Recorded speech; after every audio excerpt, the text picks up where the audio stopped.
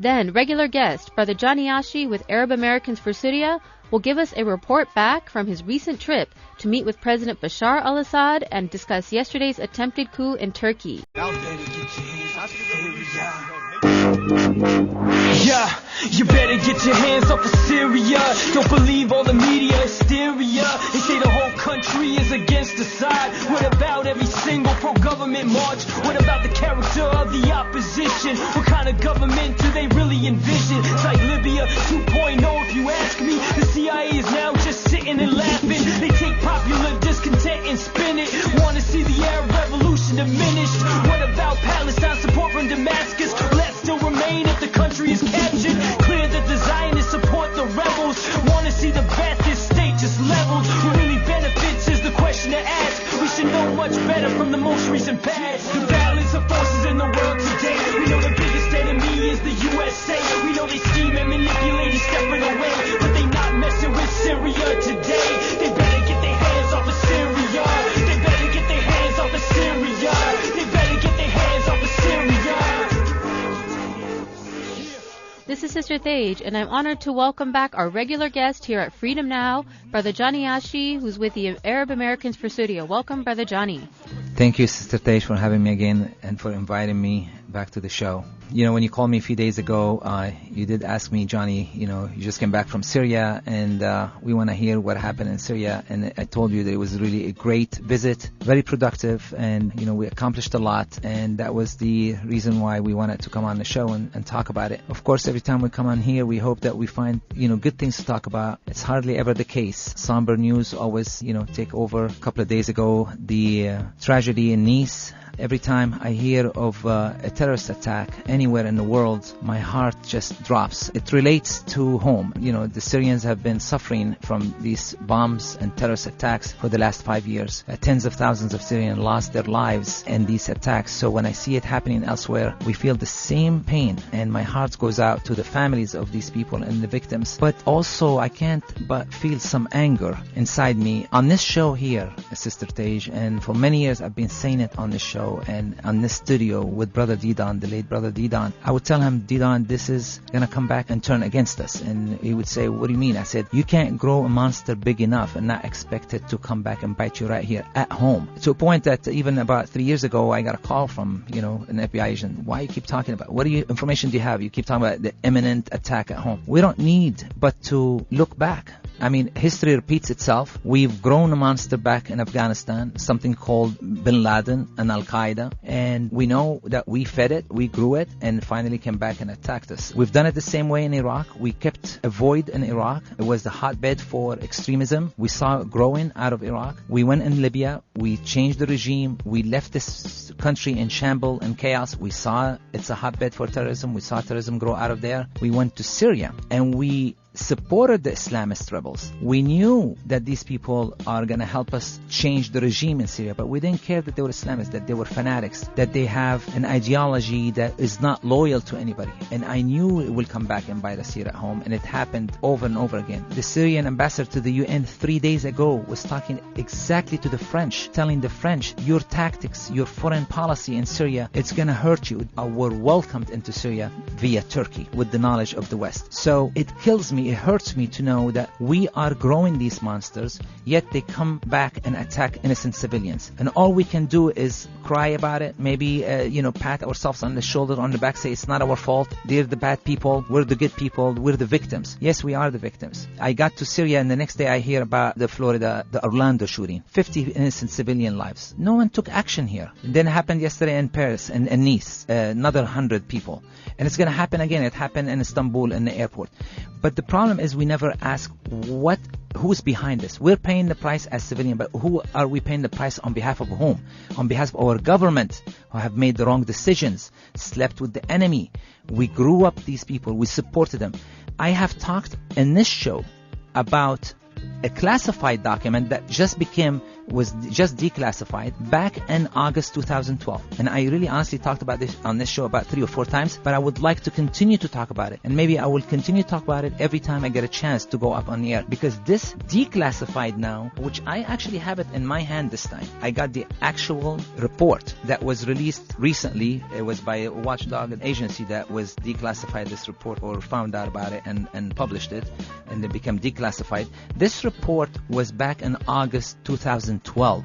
This report was circulated back in 2012 to many groups and government agencies, including CENTCOM, the CIA, the FBI, DHS, NGA, State Department, you name it, they all looked at this report. And this report is black and white. It's telling you that the Salafists and the people who are fighting in Syria are 3 groups. The Salafists, the Muslim Brotherhood, and Al-Qaeda in Iraq. These are the major groups. And if we continue to support these groups, it will lead to an Islamic state in the eastern part of Syria. But the United States knowingly decided to continue to support these groups because it was going to help them topple the regime of Bashar al-Assad. So we didn't take any action against it, knowing that this is leading to a terrorist nation, an Islamic state. We continued with it. So the question is, when are we going to start asking questions and say, these terrorist attacks that are happening, killing innocent civilians, someone needs to be responsible for it. It's time to question and say, government, stop killing people in my name. In the name, I'm an American citizen. I don't want anybody taking action in my name. You know, we went into Iraq. We killed 1.5 million Iraqi. Okay. 13 years later, Tony Blair decided to apologize. 13 years later, and he said that it was the CIA and the U.S. intelligence report and Bush, lied to him about weapons of mass destruction. Okay, great, 1.5 million Iraqi. So when is Bush going to apologize to the American people, if not the Iraqi people? If not for the 1.5 million Iraqi, what about the 4,801 American women and men, soldiers who lost their lives in Iraq? I think the Bush and the U.S. government, it's time for them to start apologizing and maybe be responsible for their action. I'm sorry we get emotional, but I wanted to show this report because I want to step away from emotions and speak with what had been already in the hands of the U.S. administration 4 years ago, knowing that supporting these groups in Syria is going to lead to an Islamic state and to a radical group that we are fighting or attempting to be fighting today. Again, I said it on the show and I was asked about it in Syria. Why do you keep saying that the United States is not fighting ISIS? They're trying to bomb ISIS. Really? For 16 months, the United States trying to bomb ISIS, all we saw is ISIS growing in Syria. Only when the Russians decided to say, let me show you how you fight this group, that we're able to really defeat them, at least, limit their growth. So I don't think the United States is really fighting ISIS. I think the United States wants to control ISIS, but the United States consider ISIS, as it was said in that report, that they're foot soldier for them on the ground. They're going to need them one day. They use them here and there. Now some of them are in Yemen. They're still in Syria. And hopefully they were hoping that they will use them one day against the big fish, Iran, because that was the ultimate goal. And maybe one day against Russia, and maybe one day against China. So this is how we have been treating with these terrorist groups. We know the source of these terrorist groups. That's another question. Why are we fighting the terrorists, not fighting the source, when we know where the source is? Everyone in the world, Joe Biden said it, the defense minister of the United States said it, everyone has talked about that Saudi Arabia and some of our allies in the Middle East are the feeding ground for these ISIS. They know that they're arming them, they're sending them money and weapons. So since we do know, why can't we take action against the roots, against the source of the problem, rather than just keep on fighting where we know there's a hotbed, there's a Turkish border that thousands and more people will continue to flock in, so our fight will be endless. And that's what Obama mentioned when he decided to go into Syria. He said, this fight might take us 10 years and tens of billions of dollars. No, sir, we need to stop the source, we dried that well, and this problem is solved. Again, this is Sister Tej here at Freedom Now, KPFK, and we are in our fund drive, and we need your support, brothers and sisters. If you can please call 818-985-KPFK, 818-985-5735, and donate, if you can, $25. You can become a member of the station. If you can afford to become a sustainer, you can pay from $5 a month. Share your support up to $10, $20 a month, whatever you can afford. Your contribution is so important to us. Or if you cannot give a financial contribution, you can come in and volunteer at least 3 hours in the phone room during this pledge drive and become a member of the station that way. You can also pledge online at www.kpfk.org. Freedom Now team, we need you, brothers and sisters. Please keep us on the airwaves. 818-985-KPFK, 818-985-5735. Brother Johnny, can you talk about what happened yesterday in Turkey with the attempted coup? Of course, I laugh about it because we call it the Syrian curse. Everyone who had caused the spilling of Syrian blood has kind of somehow turned around and paid some price for it. No one more than Turkey, honestly, have been involved in Syria in a negative way. Mr. Erdogan, of course, has allowed tens of thousands of jihadists to enter Syria. Syria is infected with these jihadists that all came through the northern border. Even the United States has saying today that, we're trying to ask Turkey, Ankara, to stop, to seal its borders from allowing further jihadists from entering. So he's got a lot to do with the Syrian conflict. The refugee problem, some people say, how could you say it was created by Turkey? It was, because those tents were built prior to the crisis, Sister Tej. Way back in 2011, before anything had happened in Syria, they were building these tents. They wanted to create an exodus. They wanted to create a refugee crisis, because that's always a pretext for intervention. They put hundreds of thousands in these refugees. They kept them there. They could not allow them to return back. You stuck there. And then just last year, we saw the exodus, the biggest refugee crisis that hit Europe since World War II. That was the make of Erdogan. He wants to manipulate European nations by sending all these refugees, including with these refugees, of course, escapee terrorists. Hundreds, if not thousands of them returned to their homes, and you see what happened. So what happened yesterday was an attempt, a military coup against Erdogan. We don't know how to feel about it, to be honest with you. We don't wish chaos to any country. But do I want Erdogan's regime to end? Yes. It's an Islamist away from secularism. He had supported the Islamists in Syria to topple a secular regime in Syria. And that is something we don't see. We feel it's dangerous to this part of the world. We need to stop the rule of Islamists in politics. We need to separate religion from politics. And I think if Erdogan does not change his ways, he's not going to last much longer anyways. Again, this is Sister Tej here at Freedom Now, KPFK, and we are in our fund drive, and we need your support, brothers and sisters. KPFK, 818-985-5735. Again, we are speaking with Brother Johnny Achi, who's with Arab Americans for Syria. And Brother Johnny, can you talk to us about your recent trip? My trips to Syria, which was really the main reason why we were invited on this show. It was a short trip, Sister Tej, 2 weeks, but it was very eventful. Of course, we went in a big group from all, for about maybe 11 or 12 countries, expatriates, maybe 4 or 5 from each country. We all met through social media. We're all very activist, support our country from day one. We've met on Facebook for many years. We've been trying to unite or make events to coincide with one another. We finally decided maybe it's time to meet face-to-face, and what better place to meet but in Damascus. So we took that trip, and we met actually in Beirut, and before we drove to Damascus, we actually met the ex-president of Lebanon, Emil Lahoud, one of the last nationalist Lebanese president in Lebanon, who supported the Lebanese resistance and was instrumental in freeing Lebanon from the Israeli occupation back in 2000, and had a great standpoint in 2006 when Israel attacked Lebanon again. Then we went to Syria, and the first couple of days we met with some officials. We met with the deputy foreign minister. We talked about, why do we call the participation of Russia versus the intervention of the United States. Russia was invited by the Syrian government, by the foreign minister, and by the government, while the United States, of course, just invaded the airspace. So while both really talk about fighting ISIS, one was done it illegally, and we don't see really real efforts of fighting ISIS. The other one was invited by the Syrian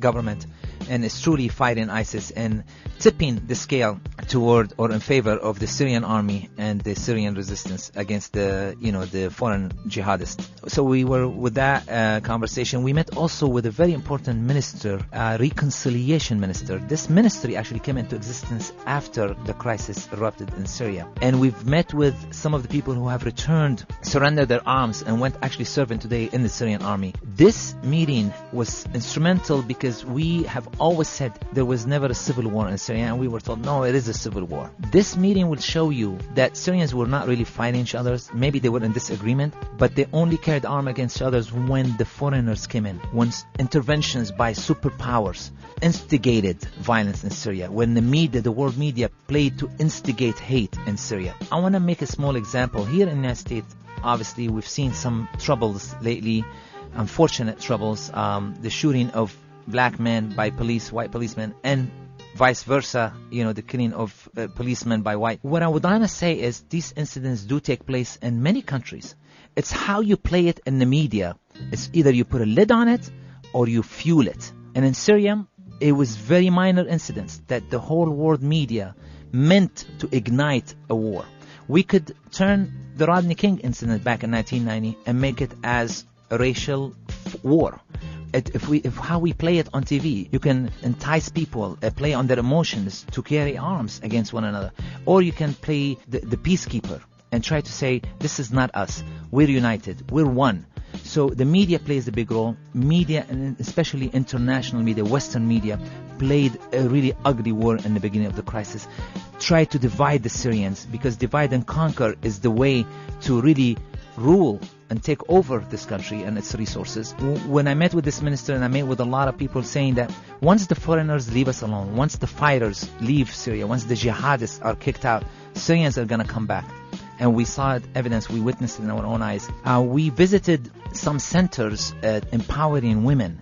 And these centers, they call them lighthouse, manara in Arabic. These centers were actually built in hot areas, in areas that were at a time under the control of the rebels, that was returned to the Syrian army, and built these empowering women centers in these hot areas built by the government for the people there. And we went in these centers and you see hundreds of women.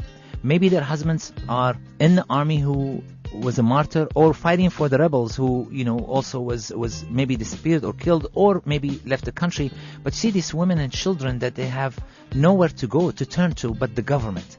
You see them running from areas that under the control of the rebels to the government-held areas for safety, for employment, for taking care of one another. We met a lot of women in that centers, and like I said, hundreds. And the second floor also was classrooms for the children of these women. So it was a complete lighthouse, honestly. It's a great name. And in this center, the best part was that, like I said, that some of these rebel fighters, they trusted their families to be taken care of by this government, that they are fighting actually to topple. A friend of mine, he was a Lebanese, who also went with us on this trip. His name is Abbas, wrote something. I had to just read it to you guys. He said, can one imagine what fate would await the family of a member of the Syrian army if by chance fell in the hands of one of the armed militant groups? However, the militant fighting the government have entrusted their family's fate to the government they are trying to topple. So this clearly demonstrates which side of the conflict holds the higher moral ground and truly cares about the well-being of the people and the future of Syria. We saw that. We visited many places in Syria that was empowered us. We got so much more faith that it's going to be over. Syrians are rebuilding, but before they rebuild the walls, they're rebuilding the lives. They're rebuilding the humans. And that was the main evident that we saw, the main point that we noticed in Syria. Everybody's talking about how do we rebuild humans before we rebuild the stones. Of course, the trip couldn't have been completed without meeting His Excellency, the President of the country. And it was a good, great 2 hours meeting maybe. So many questions were asked by everyone. One point I can tell you about this man, when you sit with him, you know that you are sitting with a person who does not believe he is entitled to rule, only believes that he has a responsibility to fulfill. You are sitting with a man who is a leader, has responsibility to a nation and to a people, not to abandon them. And he is sitting close tight with this people. He's always on the front lines. He's always in the community. We met with the First Lady, who is responsible for so many of these charity works. She probably on her own 4 or 5 of these. She runs the lighthouses that we talked about. She runs a lot of other charity work, and always in difficult areas, always in areas that away from government control, trying to bring these people to safety. One of the main projects she's doing is prosthetic manufacturing facilities in Syria.